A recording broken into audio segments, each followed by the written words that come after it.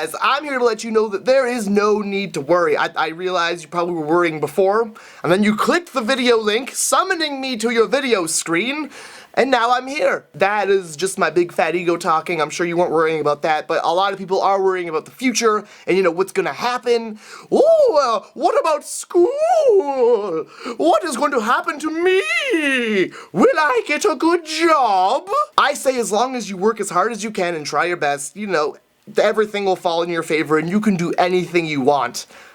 Although, when I was a kid, I did want to be a Ninja Turtle or a forklift driver. Not a firefighter or like an astronaut. I wanted to be a Ninja Turtle or a forklift driver. And my mom was always supportive in that. She really didn't care. She was always good that way.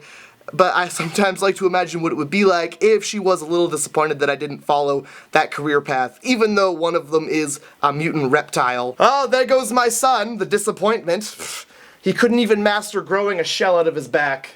I know, right? I'm not really sure how I could become a mutant turtle, at least not by my teenage years. It seems like it might take a little longer than that. But could you imagine if we lived in a world where when you were little, you were forced to choose your career path and just stick with it for the rest of your life until you were dead?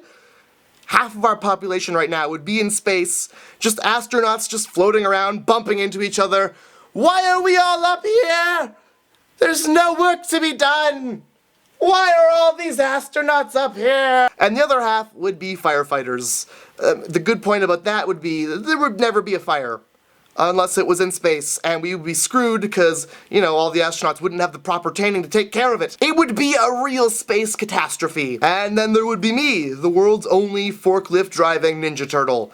Just driving around. Yeah, cowabunga, dude, I'll just grab a slice of pizza with you in a second. I just gotta get that box of prosthetic butt cheeks from way up there using proper forklift driving practices. Why do we even keep these up so high? You know what? I think I just learned more about you than I care to know.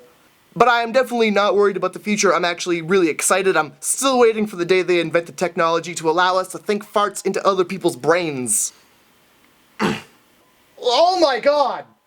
Who just thought a fart? I'm seeing this fart in more dimensions than I knew existed. If I had to imagine what a fart would look like, I would imagine it to be this. Ding! Being old is gonna be awesome.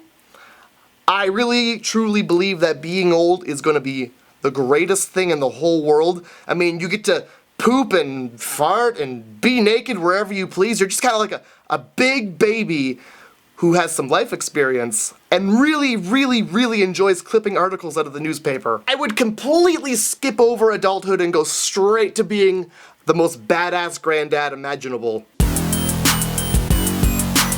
And by the way, I want to be called Grandpa. I don't like it when people have weird nicknames for their grandparents like Pappy and Papa and Neener Nanner Neener. It's very confusing for somebody with a brain like mine. This is my Nunu. That's just an old lady.